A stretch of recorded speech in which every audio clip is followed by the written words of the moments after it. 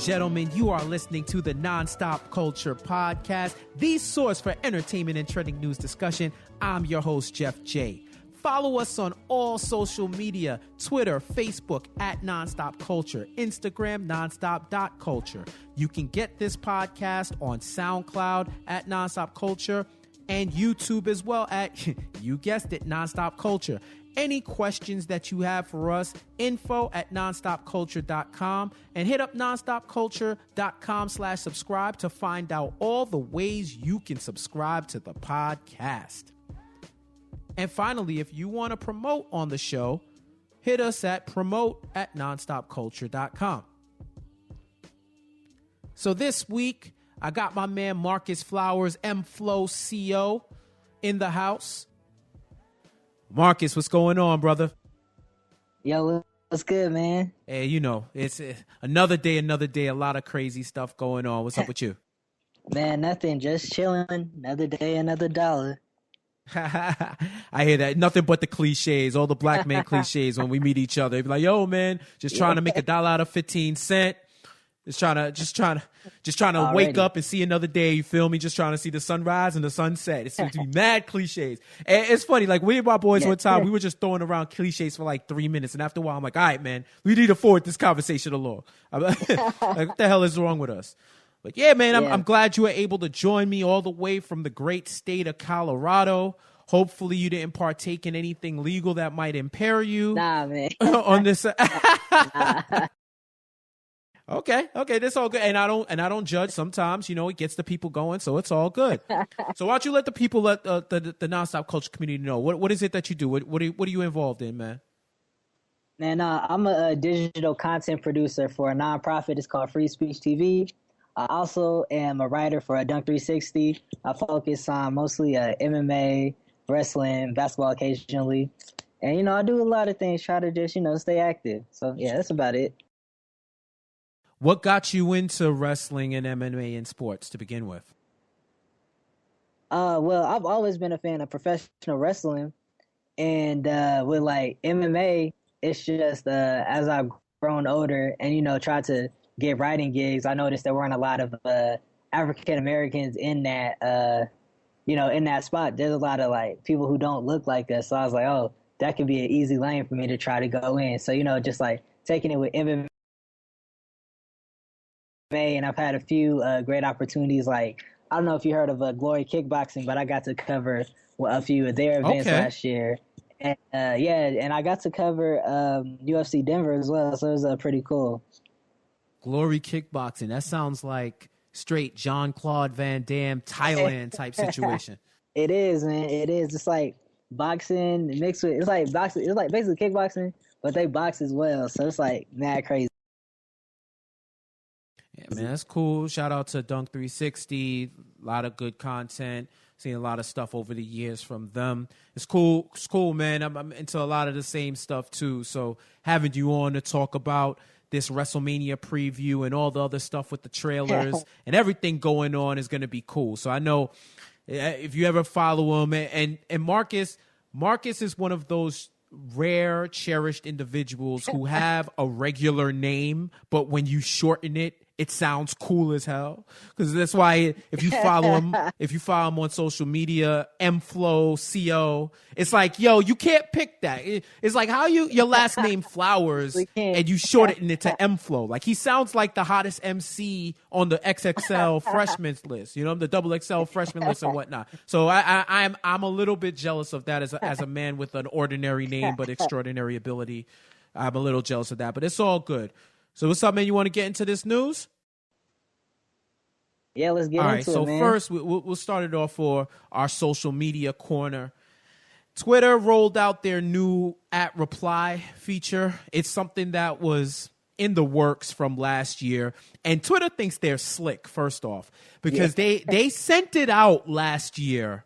And they slipped it in and nobody knew. And everybody went nuts. And went nuts for like an hour before Twitter tweeted out from their account, hey guys, we let something out. It was a development build, but we're listening and we're going to work on it. We all became beta testers for an hour. And as somebody who's in computer science, I'll tell you, it's anything that you test, anything that's new, you're basically a beta tester for them to put out the next versions of everything that they're going to be doing. But they finally released the @reply feature. So if you guys, anybody who uses Twitter, if you use the Twitter for iPhone or Android, the official Twitter app, or you're one of the few people who actually enjoy using Twitter on the web, or you use TweetDeck, you may have saw the change. So I just wanted to break down some of the changes for those who don't know or maybe a little bit confused, just to break down what it really means and what it really is. So they made a distinction between @replies and your actual mentions. So if me and Marcus are talking on Twitter and we're replying to each other, the old way was that if I replied to you, the @ would be in there. @JeffJSays, @MFlowCO, and you would be able to see that. You would be able to see it if you followed both of us, if we're directly replying to one another. Twitter, seeing that, said, all right, how can we optimize this and use less characters in your tweet so that you can use the full 140 to your advantage? So now they've raised up replies into the metadata. So when you used to see, like, where it would say 24 minutes the last time you tweeted or all that stuff, that's where the @reply is now. So you can see it and it's not in your actual tweet. Now, if I put your @ in the tweet, it counts as a mention. And it's just funny because it seems like it's doing a lot, doesn't it, Marcus? Yeah, it does, man. It does. It feels like it does. It's like, I don't know. I was looking at it this morning, and I know I was like caught for surprise, like what's going on? Like they always be sneaking up, but eventually everybody gets used to it. So yeah, that's the biggest thing for me. We rage and complain. There's always some type of opposition to change when everybody's used to using social media in the same way. Think about all the slander that Instagram got for their new logo. No one's talking about it now. Yeah. You're used to it. Okay, Yeah. we thought it stank, but now everybody's using the app and probably doesn't even recognize or remember that issue in the first place. Even when Instagram did the slideshow thing with the multiple pictures, I'm not going to lie. I was one of the people at first like, yo, they're about to make this shit a slideshow. And that's the one thing I didn't like. But when I actually used it as someone who works in social media and has to use it, it doesn't affect you. Really, you slide, you check it, it's the same thing. But the only thing is, instead of for some of you that creep on people's Instagram and just check everything, you could check a bunch of pictures at once. And I know people like Pickstitch were upset because now you're not putting 4 in 1 anymore unless you really want to and you want to get creative. Now you can just put it in a slider. But the one thing about it that I think with Twitter that a lot of people get a little bit upset with is, if you think about it, Twitter we the user hacked Twitter. We hacked Twitter and hacked Twitter to make it better than what it was. The RT retweets were made by the user. When you did the manual retweets like RT at, we made that so that we wouldn't have to type the same thing over and over, and eventually Twitter adopted that. When you had the original @replies and you wanted everybody to see you replying, what did we do? We put the period before the reply so that it would count as a character and everybody could see what it is. And Twitter adapted to that by giving you the automatic retweet and the quote retweet so that you can quote people, they can see the whole tweet as it was originally written, and you can write your comments on the top. So they integrated the hacks that we would provide as part of their general interface. And people still can't see the replies that you and another person send back and forth unless you follow them both. I know the one concern that people have is, I didn't even know this was a term when looking this up, Twitter canoeing. So if you've heard of that before, Marcus? I have not, no. So more or less what Twitter canoeing is when me and you are having a conversation then 4 other people hop in, and those 4 people are having a contentious conversation, but they won't take your ad out. So they're arguing in your mentions. When people argue in your mentions and you're not even the focus of the argument, that's canoeing, because they just add it. I guess it's like an actual canoe when more people pile in and pile in. It's one of those internet phrases that I'm like, yo, I got to really break it down and what the actual meaning of it is. But that's what the canoeing is. Because now, instead of when you reply to like 10 people, if you don't want all 10 in, usually you would just be able to delete it quick. Now you got to click on the names and check on and check off who exactly it is that you want to remove. The only response I would have to that is people were doing it anyway. Yeah. People were doing that anyway to you. So now it's a little more functional for them to take it off, and it's not as simple as, yo, just delete my ad out of this. But people were doing it anyway. And I know with harassment and everything, it's a big issue. It's a major issue. If Twitter can optimize that, it would be great. But people were doing that. People were doing that shit anyway. There's no way to avoid that unless you tell people to remove or if Twitter could give the option to auto remove yourself from mention, like you can mute it. You can mute like when mad people are replying to something, you can mute the thread. But if there was some way to like remove my at from these replies manually, so people are arguing with themselves and they have to at you to add you in, that would be better. What do you think?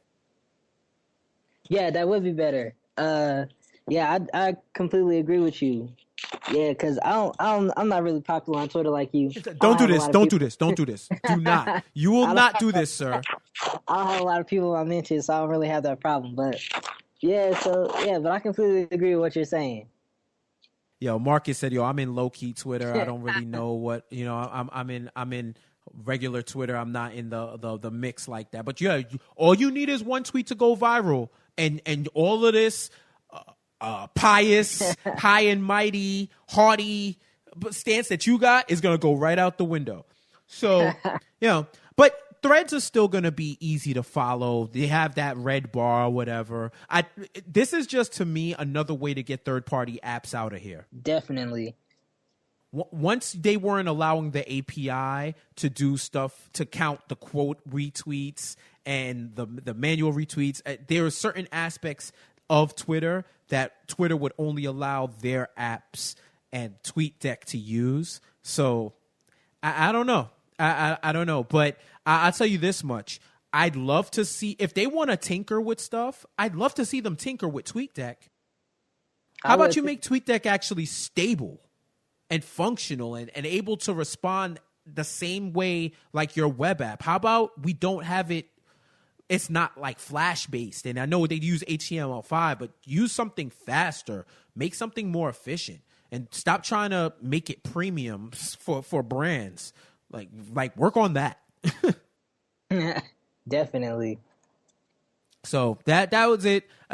All in all, people will get used to it. It's easier to follow than I think a lot of people are giving credit for. But if Twitter's going to tinker with that, they have to give people more options to remove themselves from unwanted conversations. And Twitter has been taking good steps towards that.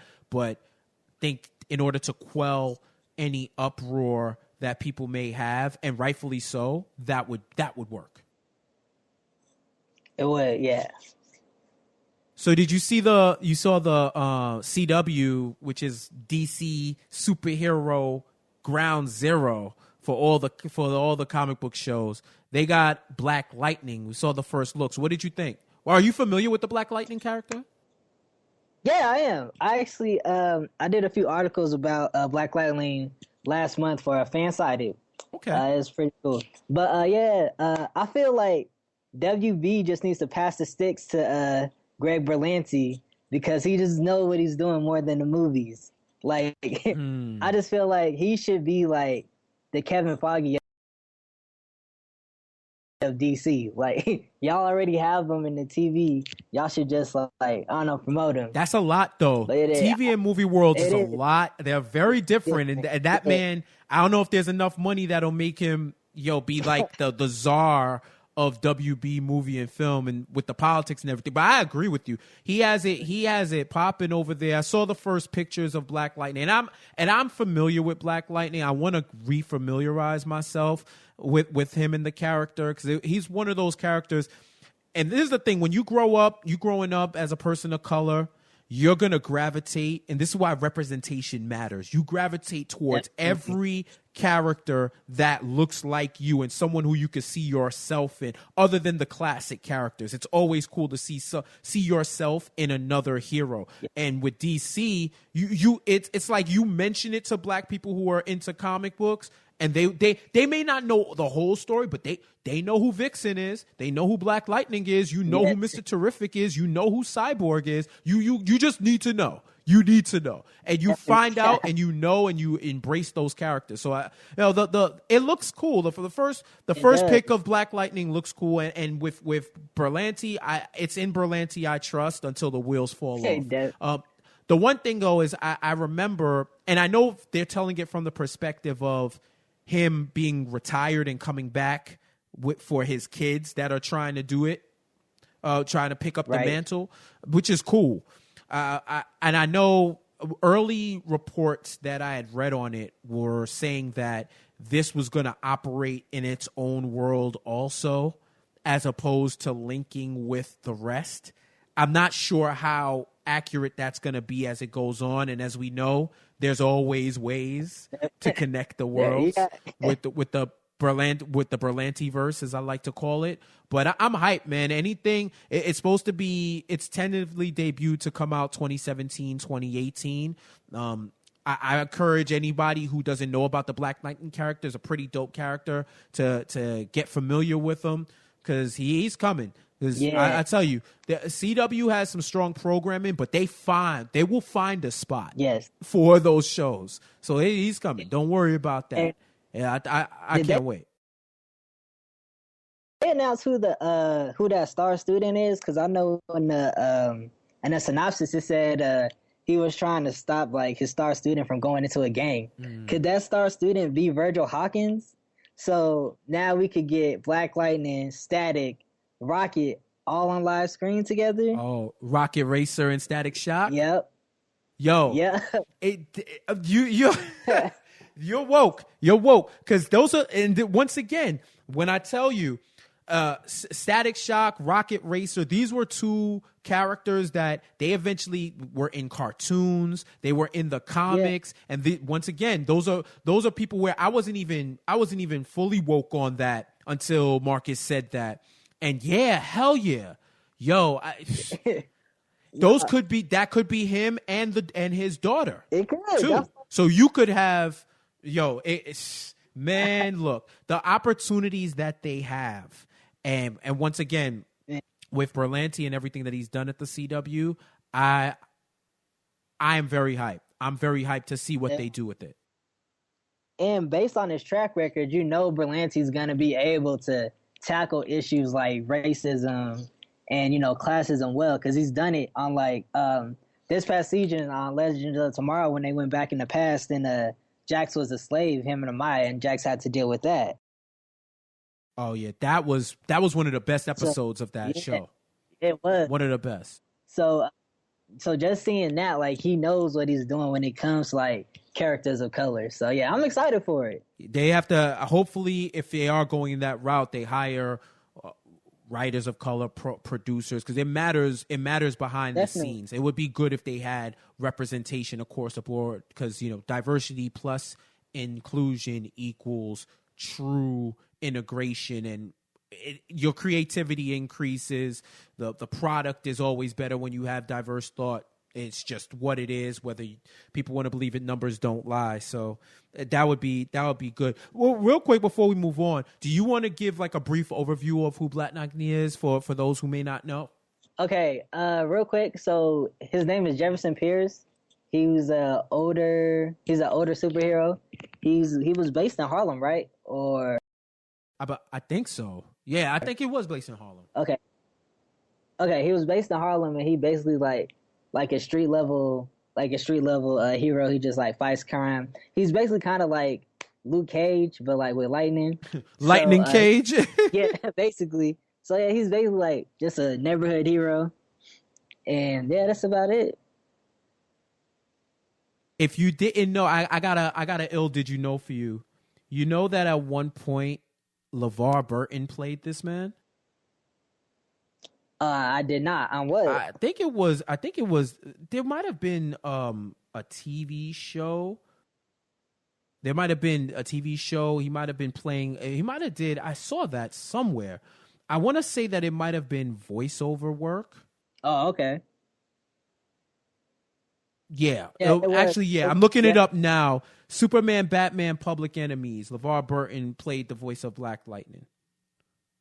He played yeah, that. I had a feeling because I hadn't seen him or didn't remember a live version, but he's in comic book cartoons and stuff like that. So that's why I was like, what? Let me find out. But I that was one thing I had in my notes, and I just wanted to clarify it because I was like, yo, you know what I mean? Like that's pretty fair. And the character debuted in '77, I believe.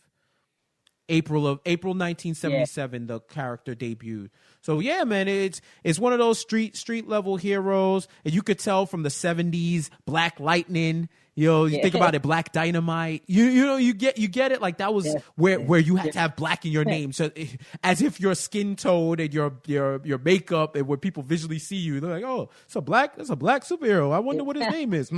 Call me Black Lightning. yeah. As opposed to Light Lightning, right? It's crazy. I don't think he's not in a rebirth right now. So I would love to see him in like this new DC rebirth. Well, it's all about the money, man. When something's coming out on TV, when something's coming out in the movies, that's when the characters all of a sudden tend to pop up. Like, you've been gone for years. Well, I was just waiting on that TV deal, and yeah, man. That's how it goes. Did you hear that Joss Whedon is reported to be writing, directing, and producing a possible Batgirl movie? Okay. I'm super like excited for this because Josh Whedon, he's like one of my favorite just like media people ever. Did you read his Astonishing X-Men run?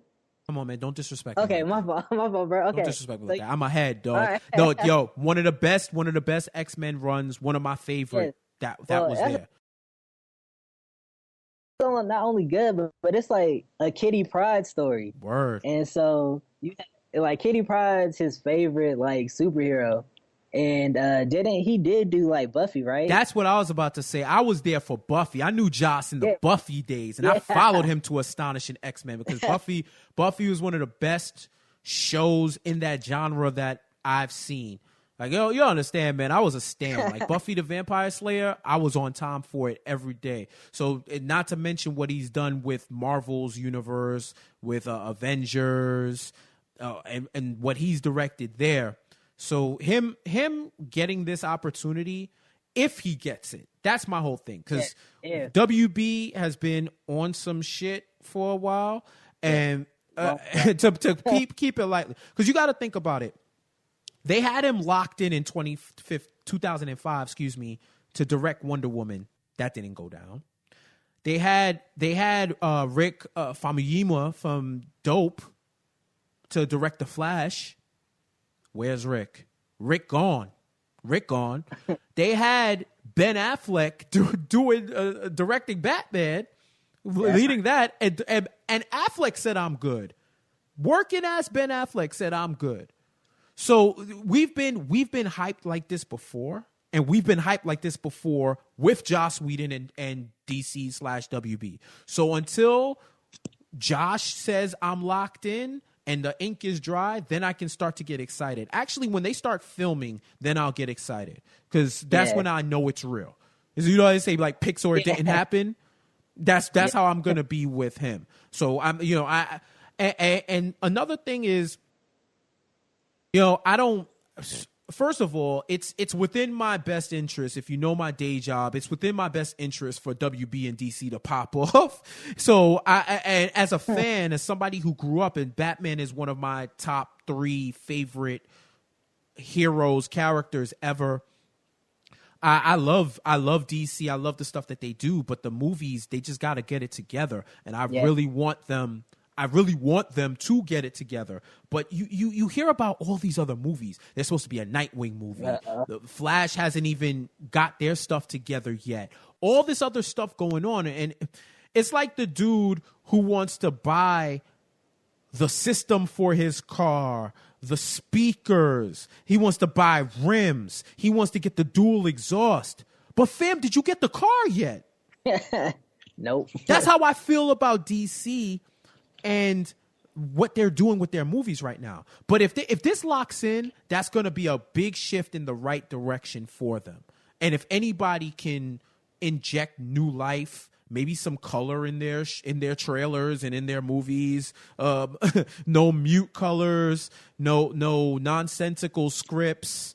I think that I know that Joss can do it. Josh, yep. He can do it.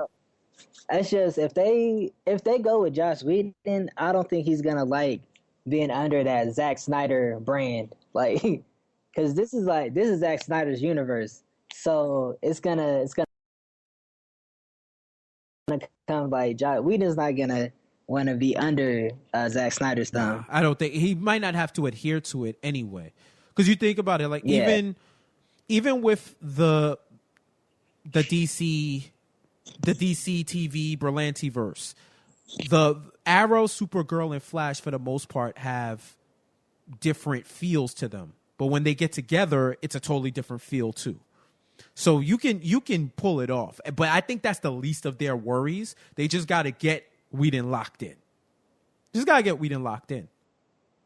Well, I want them to get the Flash right before anything. Like, oh man, dude, this will be the whole hour. I don't want them jumping ahead like with the whole Nightwing, Sirens, Gotham Sirens. I forgot about Sirens. Hell yeah, Gotham Sirens. It's like you still got other things to focus on. I hope they lock it in, man. I really do hope they lock it in. If they do, I have faith. I have all the faith in the world that it'll be Batgirl. And they're going to be following, allegedly, from Variety and Entertainment Weekly, they're supposed to be following Gail Simone's run on Batgirl, which was the new 52. Yes, that was a great run. When she walked again, no more Oracle. It's Barbara Gordon is back, bitches. So, and Gail Simone is phenomenal.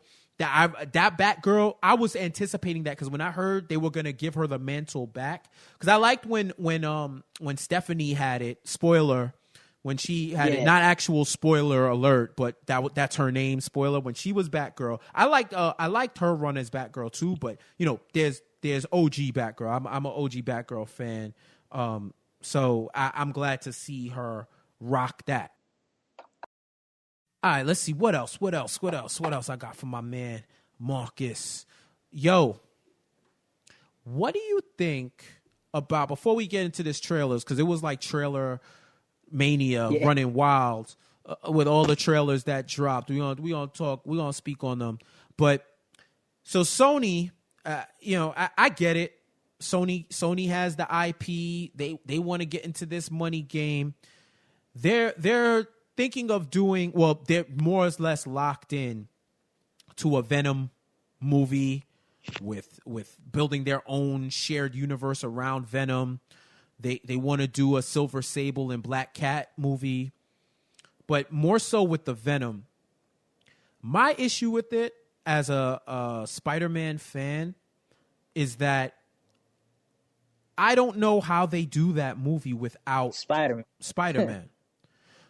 Because some people were saying, I forgot who added me on Twitter and said, there's stories about Venom without Spider-Man that they can tell. And I was I had the Swaggy P face for a second, because the Venom that people want to see is associated with Spider-Man. If Spider-Man doesn't fight in the first Secret War, if he doesn't go on that moon, if he doesn't get the Clintarian on him and come back and it takes his powers and locks in, and links up with Eddie Brock, who also hated Peter Parker, and they create that character, then you don't have Venom. And you can't get Space Venom either, because that's a Marvel thing with Guardians of the Galaxy. So you could try to finesse the story, but it ain't gonna come out right. I don't know how they can do it. My best hope is that they see what Homecoming's about to do and what he's done so far, and they massage that or they scrap it. Or worst case, it'll just be like, yo, those Venom movies are over there, and we rocking with this. What do you think? Yeah, well, I just think it's stupid and it doesn't even make sense. Like, you can't do Venom without Spider-Man because Venom is just the dark version of Spider-Man. And then even if you want to do like Agent Venom's a part of the Shield, which is a part of Marvel. So it's like, why'd you want to waste this money? Like, I see what they're doing. They're trying to be like LaMelo Ball and cherry picking, but I don't think it's gonna work. I feel like since these reports haven't officially come from Sony, but Sony hasn't got out in front of it, so they're probably just letting it like fizzle. But once they see the numbers that this Spider-Man movie is gonna do, they'll probably just like, yeah, that was dumb. We're just we're just not gonna ruin the money. Yeah, but you know what? There is money in it. They might make some, but you don't want to bomb with it. Yeah, And I think also with Marvel, and the thing that I had said about this is Spider-Man in the Marvel Cinematic Universe doesn't need Venom. He doesn't need Venom at all. he doesn't.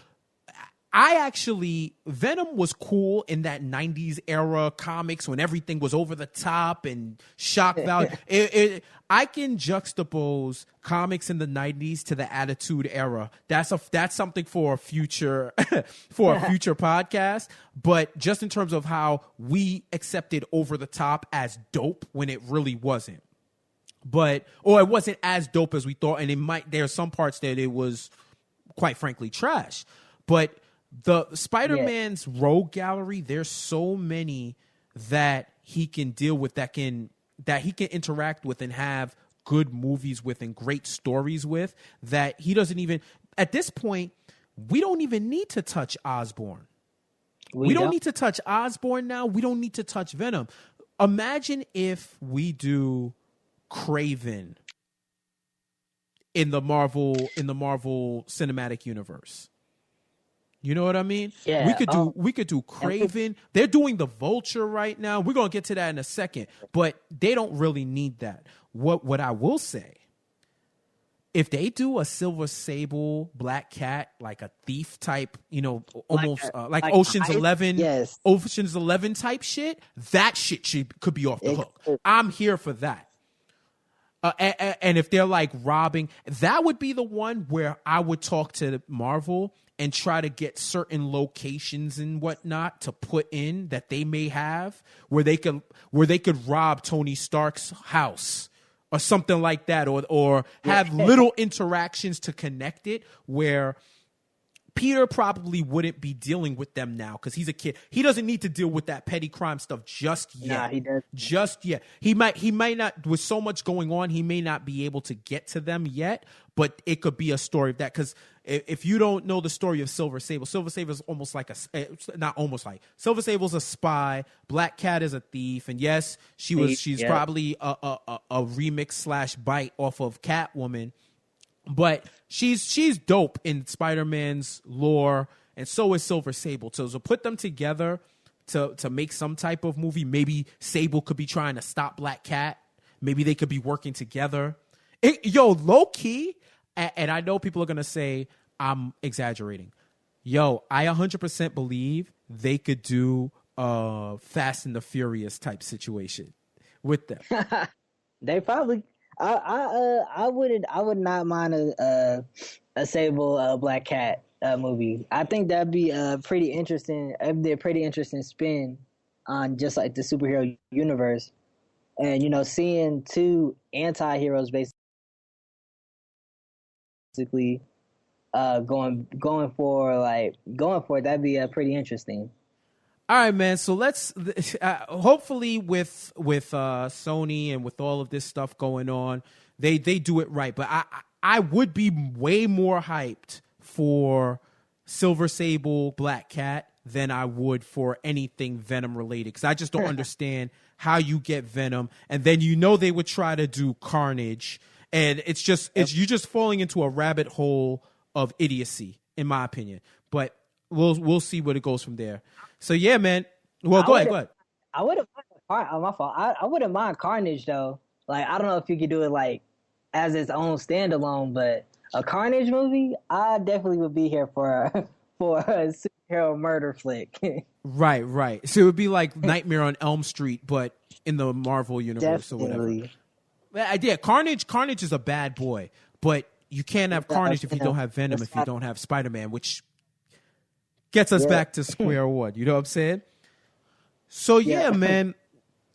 Let's talk about these trailers. Like I said, Trailer Mania is running wild. So many different things dropped. We were seeing that. So let's start low. Let's start with not low. Let's start off fresh.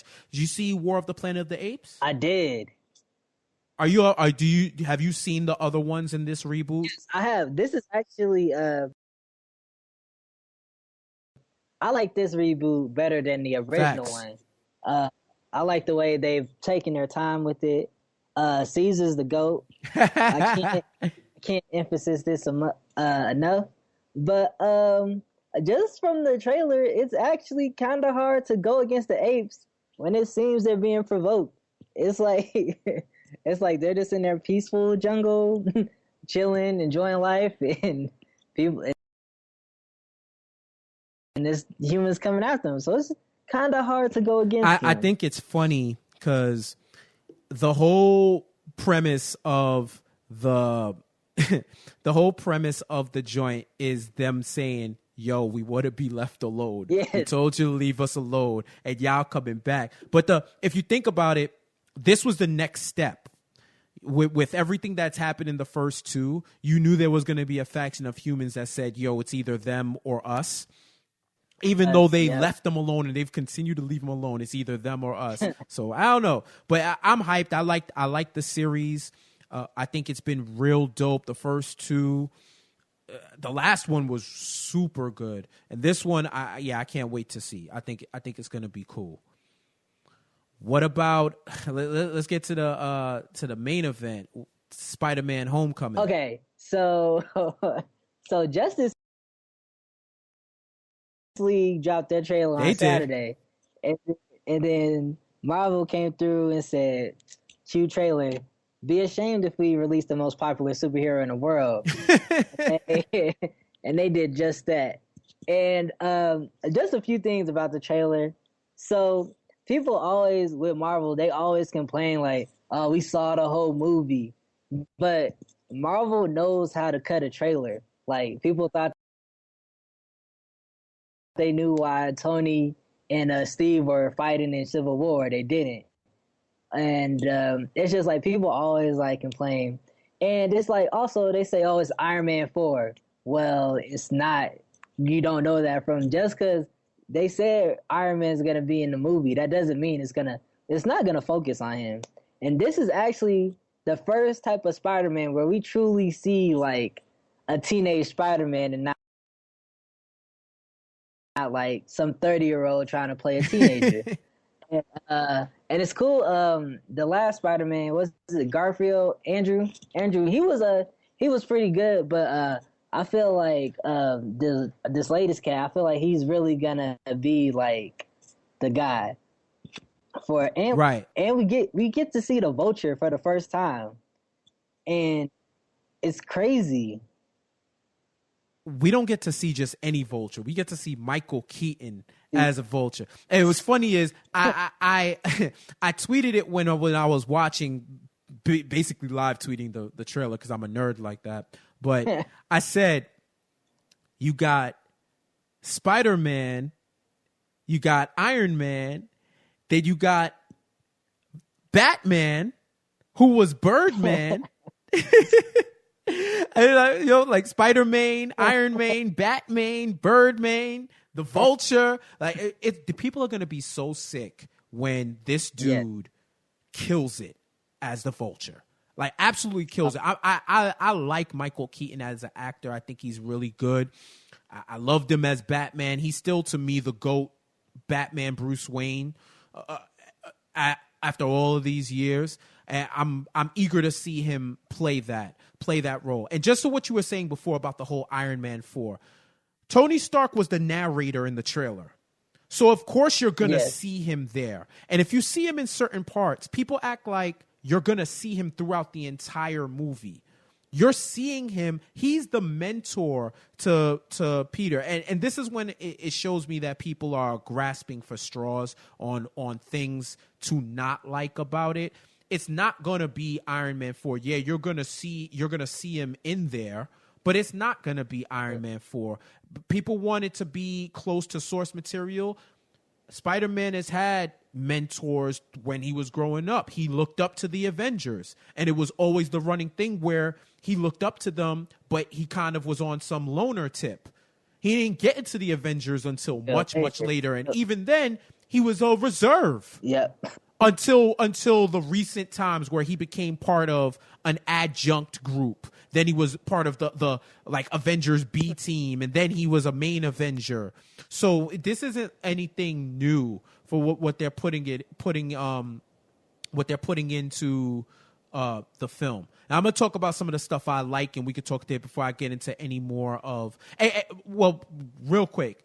With the trailer thing, I'm not going to lie. The first inclination I have is to say, damn, they told too much. But then I do remember that this is what Marvel does when they cut trailers.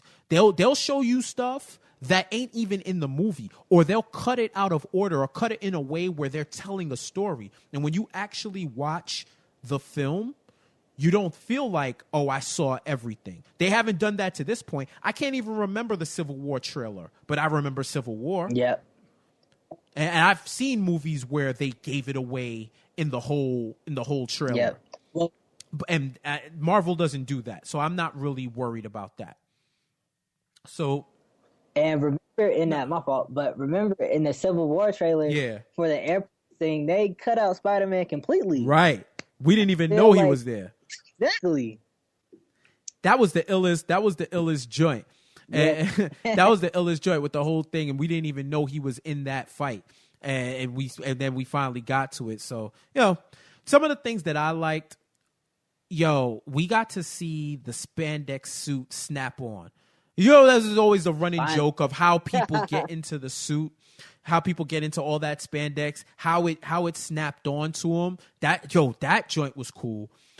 Even before the trailer came out, when I saw the snippet of the spider coming off of his chest and flying away like a drone, if this is what the upgrade to the Spider Tracer is, right. That's dog. That, and what's crazy is I retweeted it and I thought it was like some Ant-Man shit at first. I was like, oh shit. I was like, this is Ant-Man. Then I saw IO9 retweet something and say a new upgrade to the suit. And I watched it again and again, and I was just sitting there with my mouth open, shocked beside myself that, this man has a drone off of this suit. Did you catch the Easter egg of damage control that was shown on the ticker when Tony Stark was on the screen? I did not know. I missed. Yeah, a few people, a few outlets had peeped it and they put it in. So it was you know how like on the news you'll see the news ticker? Damage control came on the news ticker as being on the scene somewhere. So we may see damage control in that. The comedy, the little feats of comedy that we saw with him, like, when he was asking, do you know Captain America? When his man Ned, do you know Captain America? I took his shield. Yeah. And certain stuff like him doing the cannonball, the one thing about Tom Holland, he knows all the intricate things to do as Spider-Man. That could be writing as well. That the writing is along with his acting. I read an article where he basically did some 21 Jump Street shit and enrolled in a high school for a few days to just get the sense of being a kid in high school. And I thought that was so ill. I thought that was so ill. You know, for all the flack that Amazing Spider-Man and Andrew Garfield got, which I think is still bullshit because I think both movies were good. I don't know what people were expecting. But Tobey Maguire was always my Spider-Man in terms of the look of Peter Parker. Andrew Garfield, I felt, captured how to do it, and Tom Holland is going to be the great combination of them both, especially getting to see which is the freshest take on Spider-Man, which is the teenage Spider-Man, and everything that he's going through as a kid, growing up, having these powers. How is he going to use it? How is he going to go through life? And all of the awkwardness that you have as a high school student, and add powers on top of that, and add all the uncertainty and supervillains on top of that. I think that's the best incarnation that you can have as Spider-Man in the Marvel Cinematic Universe, and I'm happy to see it. Definitely. And also, credit to Marvel Studios or Marvel Comics in general, because there were people online saying, "Oh, this is just Miles Morales' story."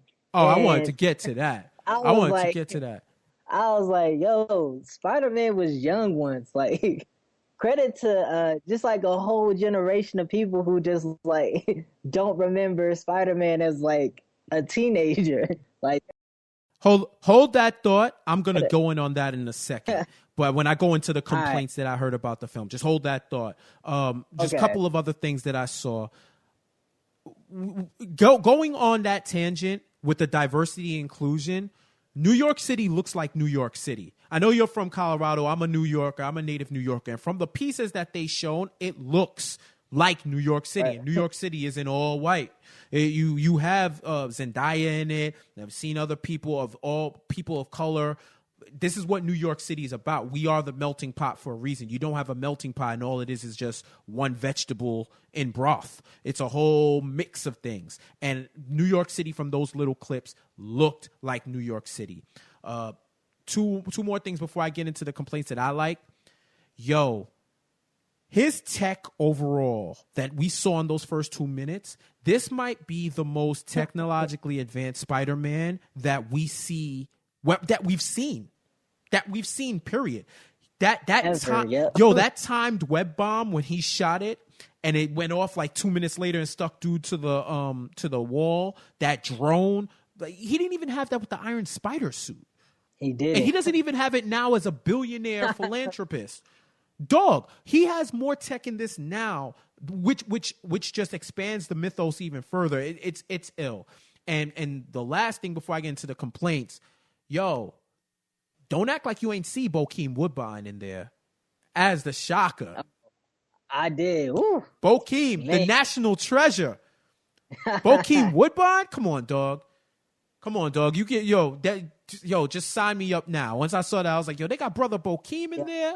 What? Was there anything else that you like about it? No, I did. I know you were gonna speak on Bokeem. No, I did like Bokeem, but I did like how it seems like it's a true like teenage Spider-Man, not like last semester of high school and then real world Spider-Man. Like, we're actually getting him like dealing with teen shit like homework and like dealing with girls. So I'm really excited about this. All right. So we talked about what it, and to me, also before we get to the complaints, that's how you excite people for a movie. That Justice League trailer, let me tell you, I don't even think it's that bad. First off, I'll say that. I don't think that it was bad. There were certain parts that had me like, okay, all right. You know, there's certain things I just can't get over. Cyborg looked awful. That CGI must not be done, or it must have still been loading as they were making the trailer. Cyborg looked awful. I hate the fact that they name drop everybody. They get to Cyborg and it's like, a man, half machine. He's a cyborg. Yeah, I could have gave you that. You got Papa Pope as his dad, and that's the most we could get in a trailer? Like, yo, come on. Secondly, those muted colors. I just can't get over how dark the movie is visually. it would not hurt them to color it up and make the colors pop. Like there's no reason to do that. There's no reason to make it's just a whack setting for it. And I don't know why they dropped it so early when they have Wonder Woman, who we got one trailer, a couple of trailers a months ago, and we haven't heard anything since. But now you want to go full steam ahead with the Justice League. You could have put the Justice League in the Wonder Woman trailer, more done. But you wanted to drop this off on this now. Like I don't get it. What did you think? Okay, so the Justice League trailer was a good trailer, but then they had to put the Zack Snyder filter on it. Also, definitely, like, where was Wonder Woman? Like, her movie comes out basically 2 months from now. You have June. Her and she like was in there like at least she was talking to Bruce, and then you didn't see her like really do a lot of action. But it's like, why with her movie coming out, why isn't this trailer at least focused on her? And it's scary. I don't know if you've seen that like group picture of the whole league standing together, but she's not in the center. And so it seems like maybe Snyder's blowing up the Trinity now. He's making it Batman, Aquaman, and Flash. And Superman. Or Flash for now, whatever. Flash, because Superman is dead. But allegedly. So, allegedly. So we have all of that, and then it was super cool seeing Aquaman on the side of the Batmobile. That was super tight. But they just have a lot to do in this movie. They have to introduce Barry Allen, Arthur Curry, Cyborg, Victor Stone. Give him his name. Say his name. Victor Stone. Victor there it Stone, is. Parademons, Resurrect Superman. It's just a whole lot to do. Even the Bible has chapters and verses. Yeah. Right? They didn't give it all to you in what book, but I get it, man. That's why I said to me it was cool in certain parts. I won't get over the fact that the Flash looked like he bought his suit off of Amazon and built it together. I won't get over the fact that some of those Flash effects make the CW look like they're balling on Warren Buffett's budget. I won't get over that. I won't get over the fact that Aquaman was doing cool shit with water for no reason other than to show off the cool shit. I did laugh when Bruce said his superpower was that he was rich. I don't care if people thought that was corny. I thought that shit was hilarious. But I said, that's why I said overall it was cool, but it was all right, but I was meh about it. Like, I wasn't hyped. Like, I wasn't like, all right, DC's about to turn it up. Because it only makes it better for us if everybody's doing well. Well, you want two strong companies, like, competing against each other. But no, here's the thing. So, I don't know where this, like, fucking Flash suit came from, because that did not come from the Speed Force. I don't know who made it, or Speed Force went to eBay and was like, yo. Because apparently, from what I'm hearing, is he put the suit together to contain the Speed Force because he needed it in that way to contain the Speed Force. I'm not buying the shit. That suit looks horrible. They should hire whoever does. They need to do. I forget who made the costumes. Shit, hire somebody from Star Trek. I don't know, somebody who does shit. People who do it on the CW. I don't know, but all in all, that's how the Spider-Man Homecoming trailer to me is how you get somebody excited. That's how you get somebody excited for a movie that's dropping in 3 months. You get them excited, you get them lit, and it ain't no more to it. Now, to get to some of the complaints that I heard, you touched on two of them. I want to touch on the whole the Genki, the whole fact that. And shout out to the Geeks of Color. I read there's a very thoughtful article by one of their writers about wanting to see more representation in Marvel and in movies in general. When he spoke about the issue that he had with the trailer, and this is something that I've seen a lot of fans and fans of color arguing about. The main argument is that they feel like the friend Ned is Genki. He's Genki, who's Miles Morales' main dude. I know from that article they said the way he was discovered, the way he discovered who Spider-Man was, it's in the same vein of how Genki discovered that Miles Morales was Spider-Man, and even just the whole thing, the whole look of the dude, and which I will agree. If he's not heavily influenced by Genki, that's Genki with an American name. It's like, yo, you know how like you would have Asian friends in school when their name would be super Asian, but they would say call me Mike. Yeah. And it's like, yo, your name ain't Mike, fam. If your name is fucking Sung Khan, I will call you Sung. Like, I will learn it. Like, that's a thing I always hate when they would go by their American name, and because other people can't pronounce it. I'm like, yo, if you could pronounce Baryshnikov, you could pronounce somebody's Asian name. But that's how it sounded to me, right? But here's the problem that I have with that line of thinking.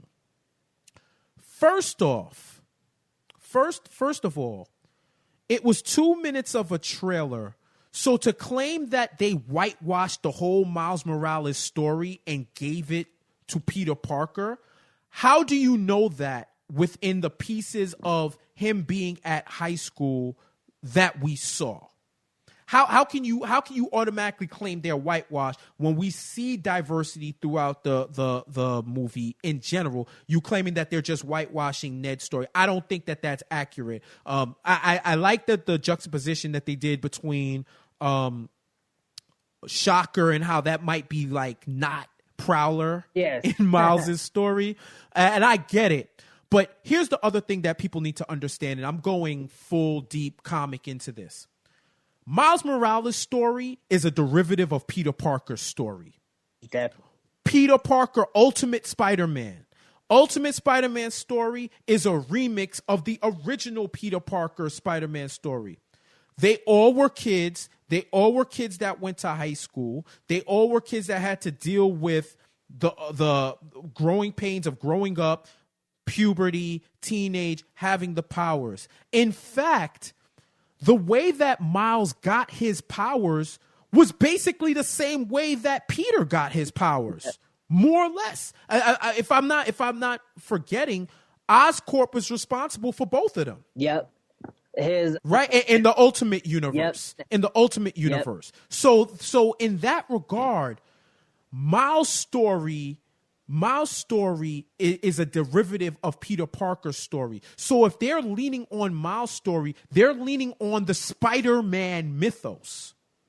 They're leaning on the Spider-Man mythos. And I get where people wanna be upset, and at the end of the day, you wanna see Miles on the big screen, and you feel like everybody feels like, yo, why do we have to see Peter Parker again? Why don't they start fresh and just give us Miles? Two things about this. This is the MCU representation of Peter Parker, not Sony.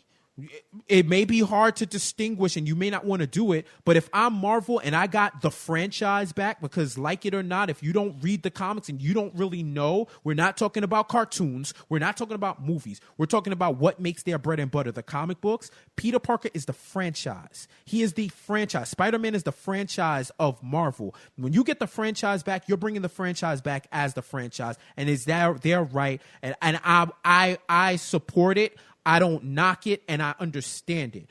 As a Spider-Man's my favorite character. So this is like when we talk Spider-Man, like I'm 100% locked in. Yeah. Spider-Man's my favorite character, and I support and I understand what they do. The second thing about that, we cannot keep heralding and calling for them to replace the legacy characters with all of the people of color representations if you're not going to buy the book. Oh, and I want you to speak about that because I know you had mentioned that as well. Yeah, Drop on it. You actually tweeted me about that. But it's just like super weird. Black Girl Nerd's great. She's a great person. I follow her site a lot and listen to her podcast. But she tweeted like, imagine Tony saying, "You're more than the suit" to Which Riri. would be dope. And it like don't that'd be an amazing moment. But the thing is, like, people aren't buying the comics, so like, why would Marvel put money behind something that's not generating money? Like this past month for February, the Diamondback comic sales, it was like the closest person of color was 57, and that was Ironheart. And so it's like people aren't supporting Sam Wilson, Moon Girl. Let's talk about Black Miles Panther. Morales. Black Panther, who everybody came out, 300,000 plus copies that you bought of it, and then as the story got better, people fell off. Yeah, and yes, this is just print, but the drop off is significant. He's not even in the top 20, which is ridiculous. It's like it's super crazy because it went from them having to make like second copies to like falling out of the top 20. Like, that's quite frankly, that's embarrassing.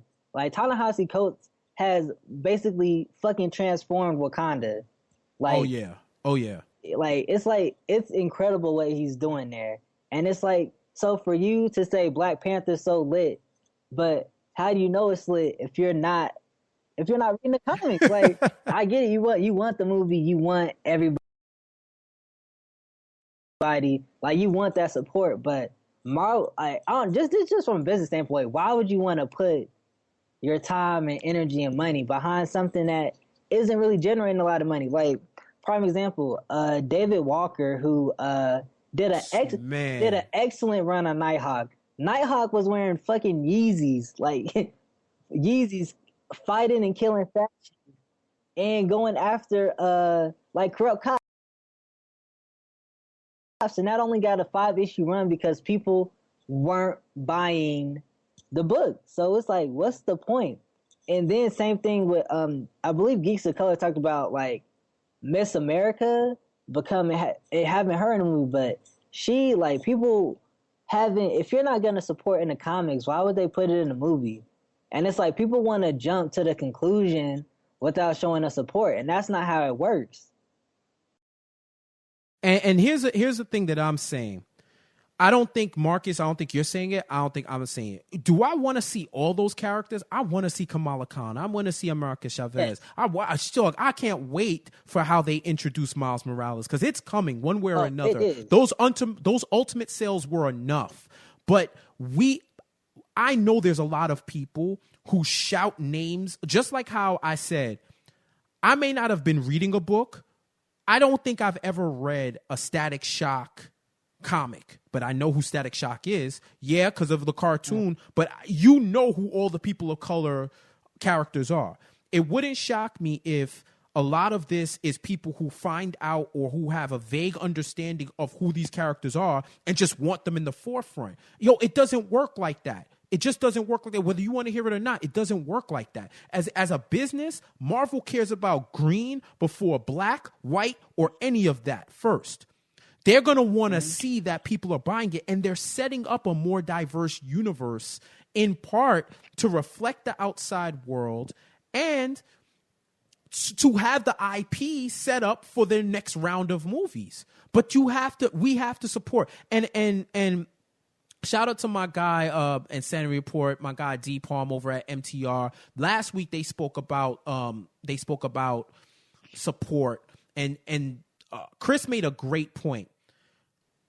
Saying to support doesn't mean blindly support, because there's a few books out there that are written by people of color that I gave it a chance too, just like he said, and I stopped reading because it just wasn't good. Yeah. But for those that you want to champion, buy those books, buy smaller books. Listen, I got into a book I've highly recommended called Saga. I got into that book a little late. Now I buy it every month it comes out because it's one of the best comics out, and it's on Image. It's a smaller book, quote unquote, small enough that, and Brian K. Vaughan, if you ever hear this, I hate you for going on hiatus or your summer break or your spring break. They can go on seasons and shit and come back, and it's still lit.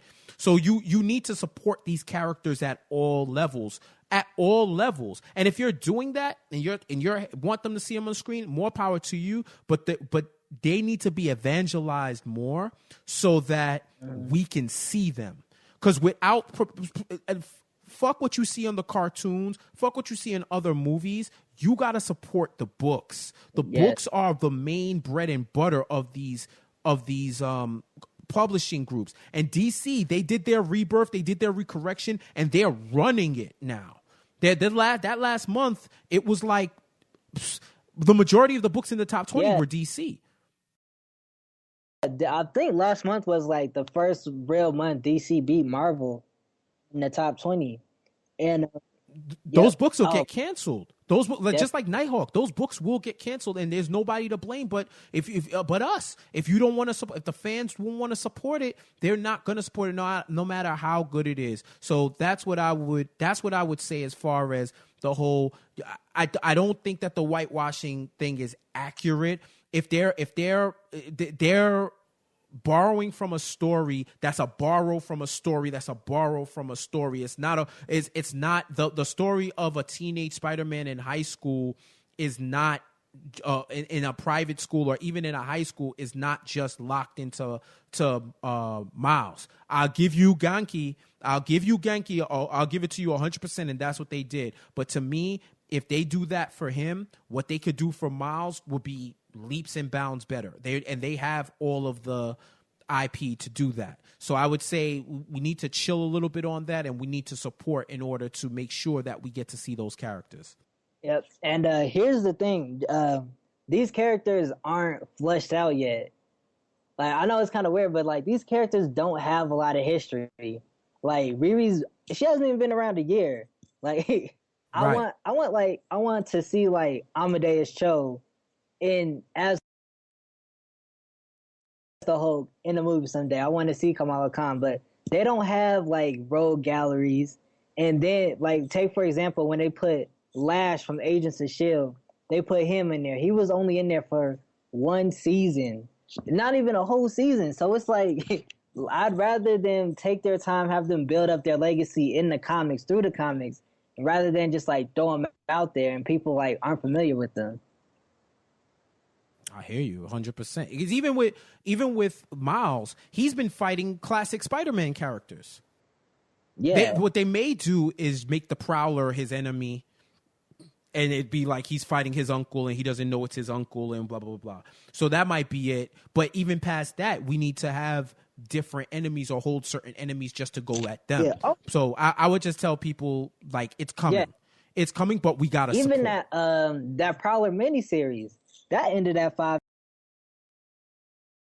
And it had a black artist. He I don't remember his name off top, but have you heard of Trail League? Yeah. Yeah, he does the same artist that does that. He did the Prowler comic. Okay. Yeah, I think that was always meant to be a limited run because it was coming out of Clone Conspiracy. Yeah. So that was always meant to be a limited run. But I get it, man. I get it. Like if it would have cracked numbers, they would have found some way. So, but like I said, you gotta support, you gotta let these characters actually get fleshed out, and then we'll see them. Not to say, it's not even to say, yo, just hold your place. Like that's just what it is. And then the final thing on this trailer before we move on, I've heard a lot of people have the jokes about, oh my God, they're doing another Spider-Man flick, right? Yeah. Batman has 7 movies. The X-Men have 6 movies. This isn't anything new. Maybe the timing between movies was a little spaced out, because I know it was about almost 10 years between Batman and Robin and then Batman Begins, right? It was almost, I think it was like 9 to 10 years between them, but there's been multiple movies of all of that. It's just what it is, and you're just gonna have to accept it that it's a Marvel Cinematic Spider-Man movie. It's not another Spider-Man movie. Maybe if Amazing Spider-Man would have got the love it deserved. And it's funny that I feel so bad for Andrew Garfield because he kind of fell on the sword for for us to get the greatness that is Spidey in the Marvel Cinematic Universe. But like I said, the complaints were minimal. I think they were minimal. But once Spider-Man: Homecoming comes out, I have no doubt it's like the other superhero movies are gonna have to tuck their summers in because it's gonna be lit. It's gonna be lit. Very. All right, bro. Let's get to this WrestleMania card. WrestleMania 33. Hashtag the ultimate thrill ride. How many times have you heard that over the past month? Hey, have you been checking out this stage? Like pictures of the stage? Bruh. The Undertaker has to start now. Goldberg needs to start now to get to the ring. I hope he doesn't bang his head because that joint looks like a football field length. Like it's a long ass stage. I hope they have the cart joints that they're bringing people down because that shit is long. Yeah, that shit is long. But it's WrestleMania 33. We've got a stacked card as always. The card seems to fill up, and whether out of nowhere or as a natural course of things with WWE, it fills up, and we have a stacked card. Almost it's going to start at 5 with the 2-hour pre-show and then 4 hours of WrestleMania. So it's going to be a lot. It's going to be a lot of wrestling going on these parts. It's a work day. Yo, bruh, for real. So we're going to go through the card. We're going to give our previews. This is going to be the official Nonstop Culture WrestleMania 33 preview. We're going to go through it and see what we win for all the marks out there. See what we think, what was going on. Do you care about the Battle Royal? I have no picks in that. I don't know. I think Braun Strowman. I think they're going to keep him in it. Bro! Yeah, I've been liking what they've been doing with them since these past 6 months. They've really been building him up. Oh yeah. It sucks that he didn't get his own match, but I think either Braun Strowman or maybe Sami Zayn, he could be a dark horse to win. Yeah, those are my two picks. I'm a certified card carrying member of the Braun Hive, so I'm fully in support of that man and anything that he does. So it would be cool to see him or Sami Zayn win. That's probably what I have going on. The match, the pre-show match to watch to me is going to be Neville and Austin Aries. These are two indie stars who was getting shine. I wish they were getting shine on the main show, but this is going to be, as Austin Aries, I think he tweeted it out. He was like, yo, any spot that I'm on is the main show. Regardless, we're going to put on the show wherever they put us. This is going to be a match that a lot of people may sleep on, but I would not miss this match. If you're doing stuff or whatever, I would be in the house to watch this match because I think they're going to tear it up. What they've been doing with Neville over the last few years. You know what I love about Neville? Neville, to me, is the smartest character in WWE because he has multiple finishers. He has a finisher for every situation. It's like you're playing the video game. You don't use the finisher all the time. He has the Rings of Saturn. He has the Superplex. And if he can't finish you off with that, he finishes you off with the Red Arrow. So he has 3. And he even lands the Red Arrow differently now that he's a heel. He's just the smartest wrestler. And throughout the time, they've been building him up to destroy the Cruiserweight division. I think it's raised his profile 100%. And I enjoy watching him wrestle. What about you? I wouldn't. Definitely. Neville's actually become one of my favorite wrestlers on the roster. I wouldn't, because of his running with the cruiserweights, I definitely would not mind a Neville Universal Championship or even a WWE Championship. I want Neville to win, but I have Austin Aries winning it.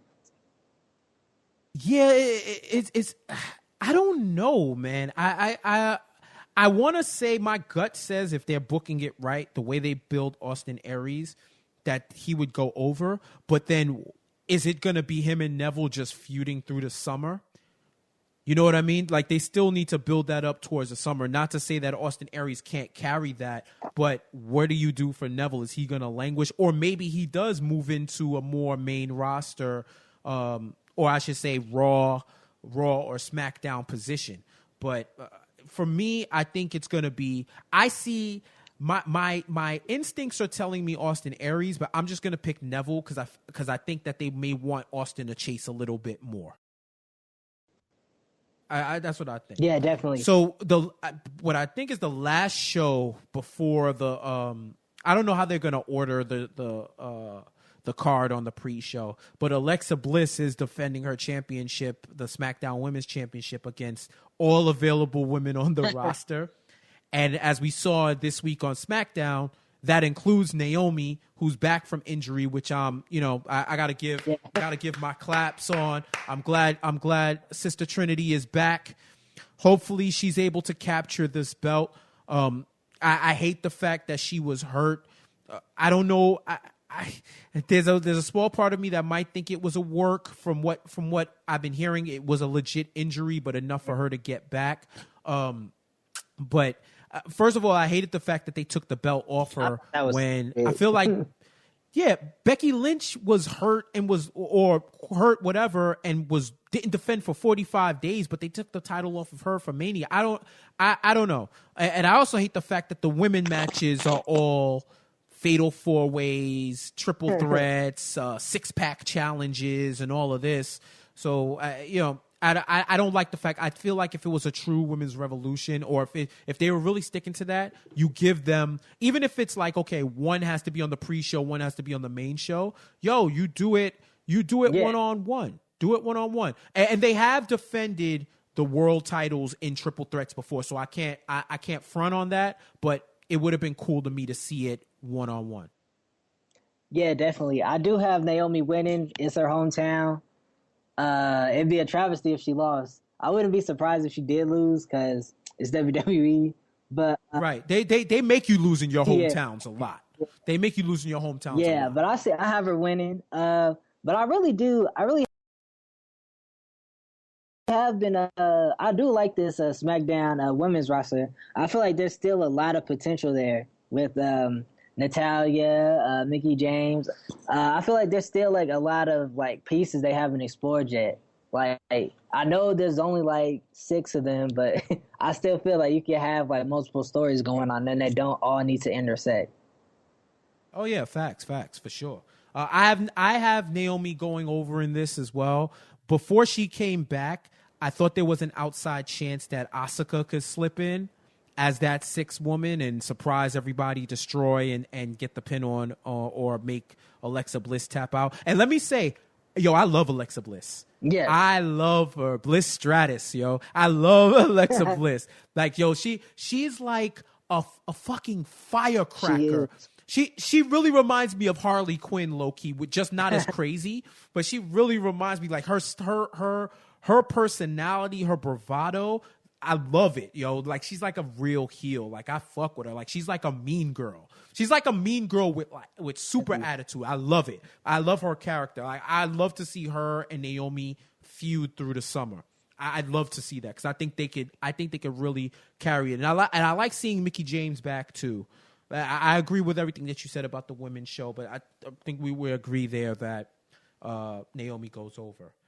So next, tag team championship triple threat ladder match with the Good Brothers, Luke Gallows and Carl Anderson, Enzo and Amore, and Cesaro and Sheamus. What you think about that? I don't. I'm not too high on this. Like, I just feel like they've handled the club so poorly since they've been in WWE. Like, they're like they're the champions.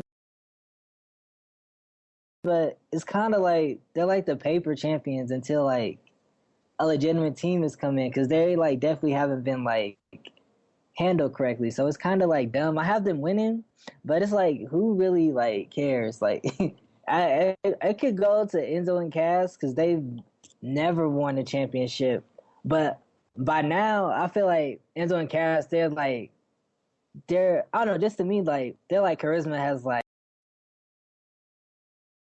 worn off, and it's more like Enzo being a mouthpiece for Big Cass, and they're both wrestlers.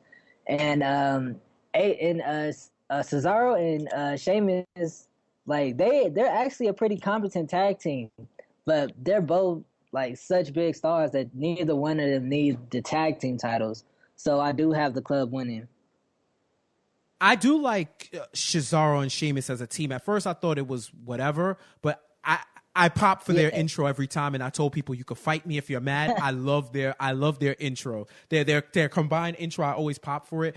I honestly don't know what's gonna happen. It's a part of me wants the club to lose just so that they could super heal up and build up and take the titles away. Because it's crazy.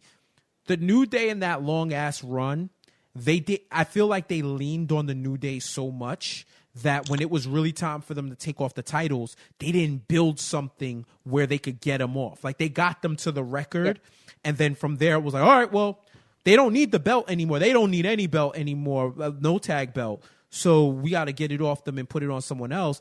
And they kept building the club and building the club with them. But the club, all they do is take L's. Even when they have the belts, all they do is take L's. So I don't understand how they would be strong. It would have been smarter to me to leave them away from New Day until it was time to start preparing to take it off, and then have them take it off the New Day on some heel shit. That to me would have been good. I almost wish they could lose it and then gain it back where they, not to say that they didn't earn it the first time. Yo, I walked in the Royal Rumble pre-show and watched them schoolboy roll up, hold the tights, and win the belt. And the crowd was just like, all right. And I'm like, this is the club, yo. That first title was supposed to, and it means something, but it's yo, the club was supposed to pop heads off and get the joint. So I hope whatever it is that can be done to bring correction, maybe they need another tag team to feud with, a real good tag team. I'd love to see them fight DIY. If the Hardys are coming by, that would be awesome. Whether it's them, if we get the Broken Universe in back in Raw, but for this one, I'm just gonna say Enzo and Big Cass because I'm hoping that they can hold down the belts, and then the club comes back and really makes the second run better than the first. Dean Ambrose versus Baron Corbin for the Intercontinental title. Big banter. Big banter's in the house. I'm actually a big Baron Corbin fan. I wasn't at first during this time of next, but he's really been since past Mania when he won the Battle Royale. He's really been he's actually been one of more of my favorite wrestlers. I have him beating Dean. It's just I don't know. Dean Ambrose doesn't have the I don't know. He just doesn't have it anymore. Like I don't know. Well, I wouldn't say that. I still like Dean. Dean is still good. He's still good. I don't know. But yeah, I have Baron beating him. I think Baron needs the title more than Dean at this point. Something to validate him because he's been on a tear. He's been talking so much shit. He's been saying what he's gonna do. Him losing here, I don't know what it does for him and for the story, unless they're gonna do the swerve where he loses and then wins it the next night on SmackDown or on Tuesday. He wins it, but I would agree with you here. I think Baron goes over and starts the lone wolf reign on SmackDown, feuds with Dean a little bit, and then tries to take out every former indie wrestler and disrespects them along the way. Did you see what he said about Conor McGregor? No, I did not. I think he was on a podcast or something, or on a radio show, and TMZ picked it up where he was like, I would like to bash his head in a little bit because he still hasn't forgotten. Like, Baron Corbin is Baron Corbin all day. I love it. I love it. Yo, he's slowly become, him and Braun has been two of my favorites that have been up on the rise. So the next match, this is one of my most anticipated matches, Chris Jericho versus Kevin Owens. Man, this is probably the best. This has had the best build for the past half a year since like SummerSlam. I didn't want them to break up. I'm gonna keep it real, but I loved it. I love it. Yeah, but when during that speech when Jericho knew it was the end, you could tell it was a shoot when he was like, "Yo, this is like legit been the best time of my career." Right. And like you just knew the end was coming. And when KO threw him through that mirror, it kind of broke my heart too. But I do have KO winning. I don't. I just. I hope it goes the distance. Like I hope they get enough time. But considering the amount of matches that's happening, I feel like it's not going to get the enough shine that it needs. But I still think it's going to be good. Yeah, it seems like they want to fully heal up Kevin Owens and get some super heat on him more than he has. Beating Chris Jericho would be the way to do it. I don't know if, and it would be good to give him a title while they figure out what's going to happen with the Universal after this match. So not to have him kind of hanging around, and there's still. I think I wonder if Samoa Joe is in the Andre the Giant Battle Royal. I'm sure he's gonna have something to do with Triple H versus Seth Rollins. Yeah, that's what I'm thinking. But I don't think he has a match right now. Right, he doesn't, which is crazy. I was saying from jump, it should be Kurt Angle versus AJ Styles versus Samoa Joe triple threat match in Orlando, just to make TNA sick, or Styles versus Samoa Joe in Orlando. Like how they're not doing a TNA talent match in Raw. That's how you know the petty's gone. They're not petty anymore. The classic McMahon petty would have found a way to make that shit happen. They ain't petty anymore. So I don't know, but. I think the best thing to do would be for Owens to win, or he loses and wins it the next night. Yeah. Either way, Kevin Owens should have the what is it, yep. The US title by 11:15 p.m. on Monday night. So I agree with you there. Women's Championship fatal 4-way elimination, which is a contradiction and an oxymoron because a fatal 4-way means first person wins and elimination is last person standing. Yeah. But it's a fatal 4-way elimination match anyway. Bayley versus Charlotte Flair versus Sasha Banks versus Nia Jax. What do you think about? I hate once again that this is a fatal 4-way, but this is for people who have been wrestling each other for a minute, so we should get some great chemistry out of it. Yeah, I don't see any reason why Bayley shouldn't walk out with it, but if she doesn't, I have a strong feeling it could be Nia Jax, and Nia Jackson to carry it to the era, but I don't see. My gut is telling me. My gut is telling me Bayley, but in the back of my head, I wouldn't be surprised if it was Nia Jax.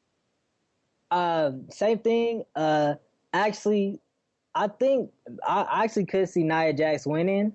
Only thing is she'd be a terrible champion because she can't like talk on the mic, and she like can't like wrestle like that. So, Charlotte, Sasha, and Bayley have great chemistry together.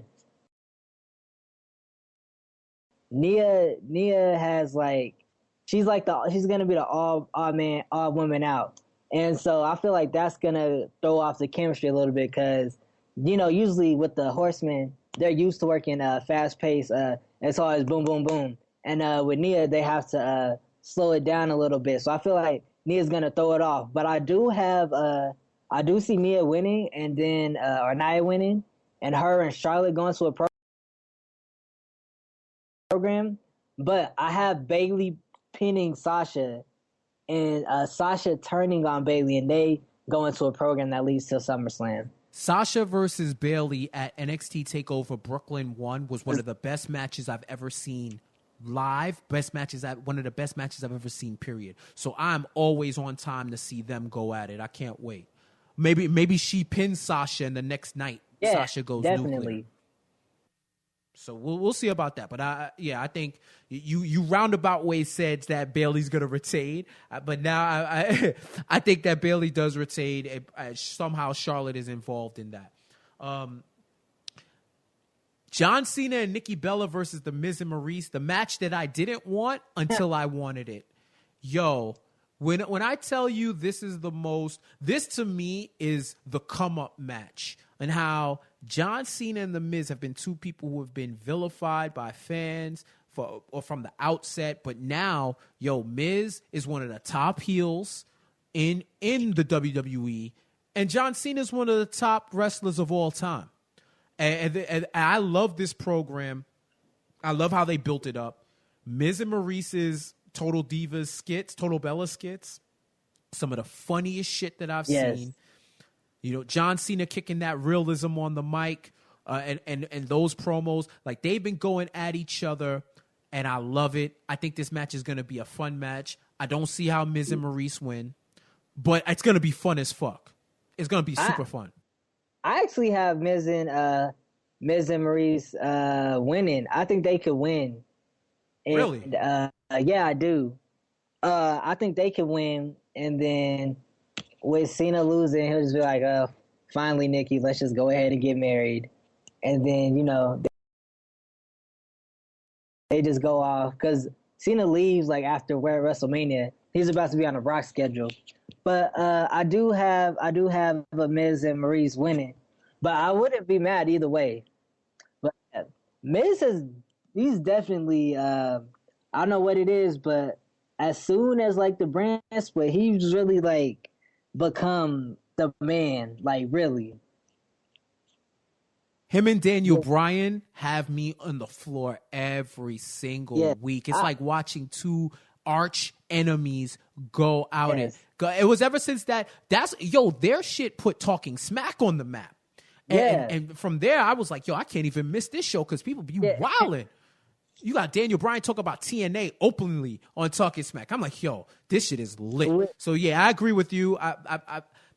I wonder if they're gonna do the proposal in the ring and all of that. Because the Total Bellas, Total Divas, VH1's gonna be there. Who knows? But I'm down with it. I think it's gonna be a fun match.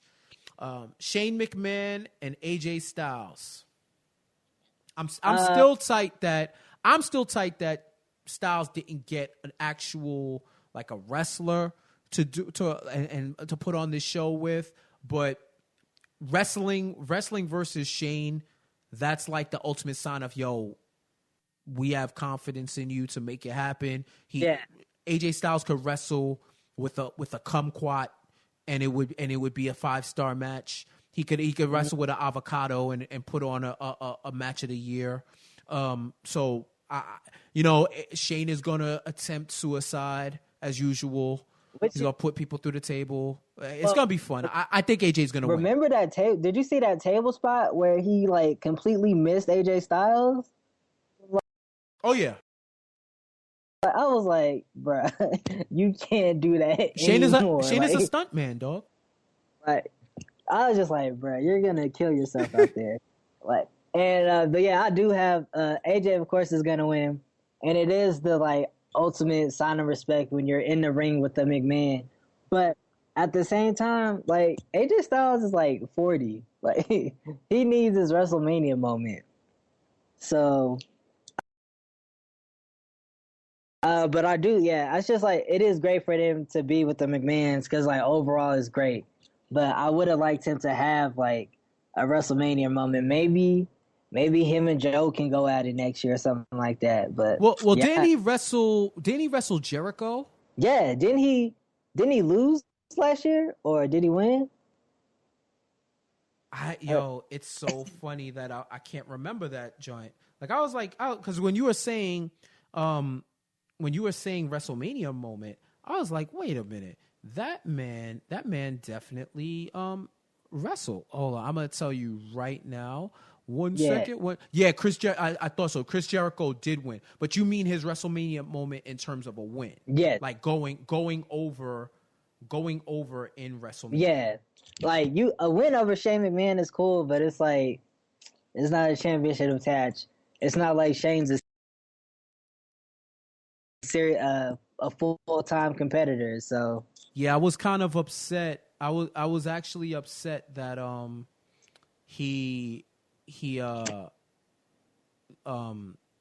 that he didn't go in as the champion. I had a feeling that they were gonna do it. They were gonna take the belt off of him, but I was like, damn, I wanted to see him go in. But yeah, hopefully it's set up. Because I think the way he looks, though, dog, he can go for a good solid 5 more years. He may have to take a break here and there just to preserve himself. But I think that man can go, bro. That man can go. Yeah. So yeah, we both have AJ Styles going over in that. Triple H, Seth Rollins, non-sanctioned match. Yeah. What do you think? I actually got Triple H beating Rollins with help from Samoa Joe.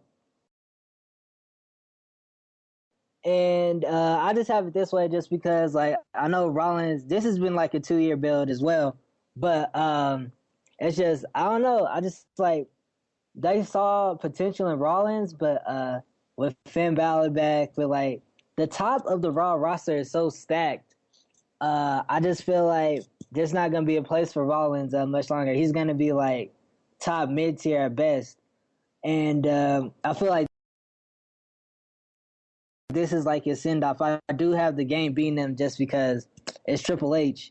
He's still the shovel. You think it's shovel season? Is WrestleMania shovel? Yeah. Well, he puts people over at WrestleMania. I mean, I know the shovel comes out here and there, but he put Bryan over. He put a bunch of people over. I've seen that man tap out in WrestleMania more times than I could count. So I give him. I know that it's always shovel season, but I actually have Rollins winning in this, and I think this is a way to reintroduce Finn. Maybe if Samoa Joe comes to attack, Finn comes to support Rollins, or Finn comes to support Rollins, turns on Rollins, and then they start the new evolution with him, Kevin Owens, and Samoa Joe. Yeah, I could definitely see that because Rollins injured Finn, so why would? Yeah, they have to address that shit. Why would Finn come out and help Rollins? Like, that doesn't even make sense to me. But I could see like a new evolution with like Finn fake helping out Rollins and then turning on him. That'd be better than like just him straight up helping him. Right. So we'll see.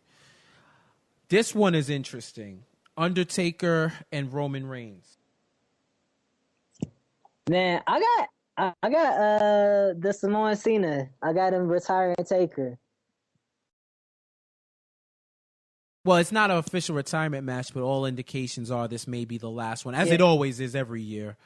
Yeah, I hope. But if he is gonna put him, this has been the hardest one to select for me because I'm an Undertaker stan. I'm not a Roman Reigns hater, but shit, they're gonna put 2 L's on this man's record. At WrestleMania, like, I'm so. I guess after he lost, it's whatever at this point. Nobody's even keeping score anymore after he lost, which is still one of the most shocking things I've ever seen as a wrestling fan. Yeah, I'm just like,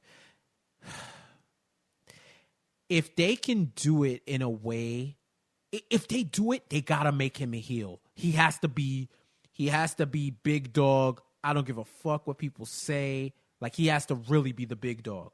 He has to be the big dog.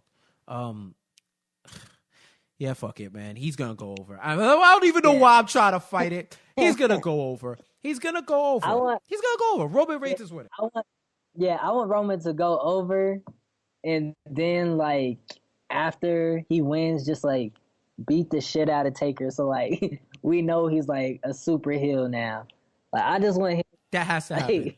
Just, like, send him out, like, yeah, I'm the guy who, like, retired Taker and made sure he's not coming back for good. Right. I hear that 100%.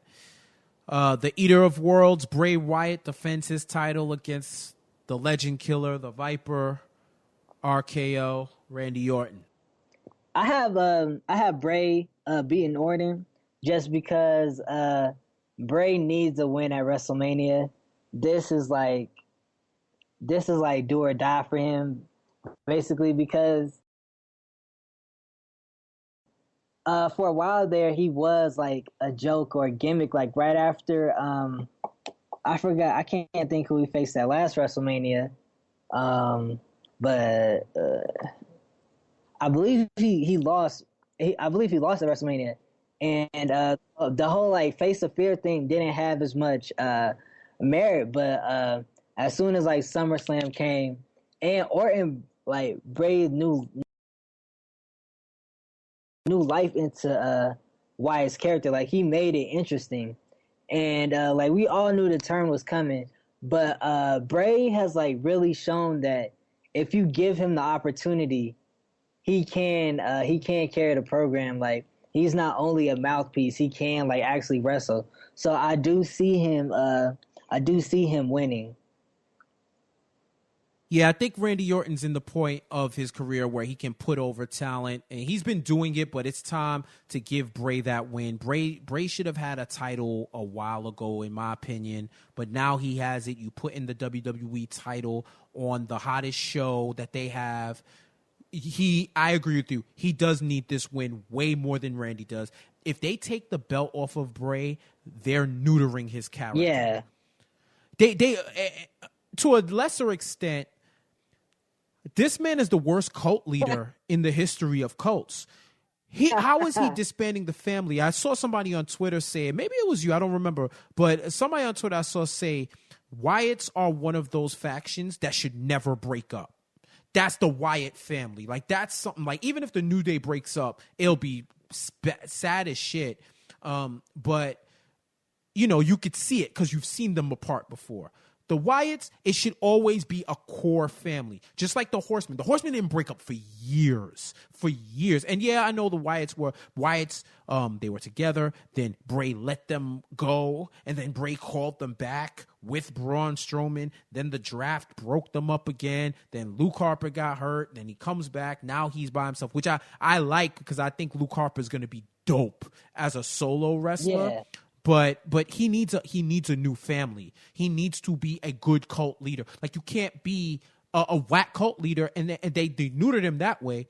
And then to take the belt off of him, it'll be the what are you doing moment for SmackDown. So I think he has to go over. He should go over. I think he goes over. And now, Yeah. Yep. Oh no, you can go ahead. No. Oh, I thought you was gonna drop some knowledge, like you hopping in and whatnot. Nah. Okay, so the match everybody's waiting for. 10 years, 20 years plus in the making, 10 plus years. Goldberg, Lesnar, WrestleMania again. I can tell you right now, I was in the building for the first one. It's gonna be better. It's gonna be better because that was bad. It was in New York. We knew they both were leaving. Austin was the star of that match. If they didn't have Austin in that match, it would have been a total hijack. It would have been a total hijack. So it'll be even if it's a 2-second match, it'll be better than what they put on in the Garden, that WrestleMania 20, I believe, or whatever it was. But yeah, there's no way I see Goldberg winning this match. None.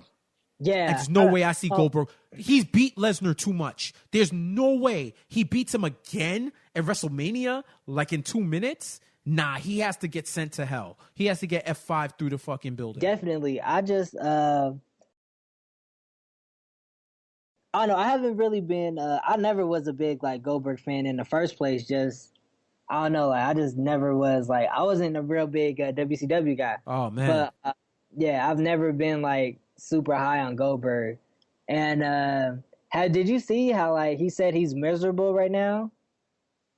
Yeah, and I read the whole quote. You know, as a journalist, I try to do that so I don't just take it in context. But he's more so miserable of everything that he has to do to prepare, as opposed to saying that the actual being in the WWE is making him miserable. But it still sounds like, yo, dog, you've gone over everybody and only wrestled for about 8 minutes. Yes. You the one that want to do all this Muay Thai and all this shit and bust your head open. You making yourself miserable. You've had it great. You're making good money. I know he's making excellent money to do 2 seconds of work. So you need to relax. That's another reason why I want to see Lesnar F5 him to Bolivian, as the brother Mike Tyson would say. Mm-hmm. But the only problem I have with that is Brock's a part-timer too. So, like, he wins and then, like, the title's going to go away. So we won't see it again. But yeah, I do have like Lesnar finally just like beating the shit out of him. Just like I don't want to see Goldberg like actually like get hurt, but I'm so sick of him like spear, jackhammer, pin. I do want to see like more than 30 seconds. This is probably why the card's so long, so that their match can be like a short 5 minutes and three. Nah, man, it's long because it's WrestleMania, Yeah, bro. It's yeah, the yeah, ultimate thrill ride. yeah, but So that's why it's long, bro. That's why it's long. Don't worry about that. That is why it's long, and that's why it's rocking like that. But yeah, I think their show is gonna be the ultimate. Like, yo, how many minutes we got left? All right, let them rock. It's gonna be. They need enough time for the entrances. That's really what it is. They need time for the entrances, and then whatever they do in the ring is whatever they do in the ring. I don't know how they're gonna stretch it out or what they're gonna do. You have to finish with it. It's the main event. And what you say about the Universal title, one thing I will say is with the Universal title, they're elevating it. They're elevating it by the people that's holding it. Like, you could say that Goldberg's held the belt, Brock Lesnar's held the belt. If he wins, they're elevating it. I know. There's been reports. I know Justin LeBar had actually reported that not reported, but his inclination is that Braun Strowman, by the end of Raw, is going to be the Universal Champion somehow, some way. I'd love to see that happen. You know, I'm in the Braun Hive, so I'd love to see that happen. But I stand by it. I reaffirm it. There's no way they let go. Because it doesn't even make sense to have Goldberg win again and then Lesnar win on Raw. It makes no sense. Unless they do that so that Braun could beat a face. But nah, man, you gotta get Goldberg out of here. I think Goldberg wins. yeah, and I do think this is probably like Goldberg's last like match for a while. Because what's the point? Right. Yeah, just send them all. Let him go be a family man. So yeah, he got his run. He did his part-time WrestleMania hype job. It was good nostalgia. Good to see him go back. But I'm ready. I'm ready for Universal Champion Lesnar.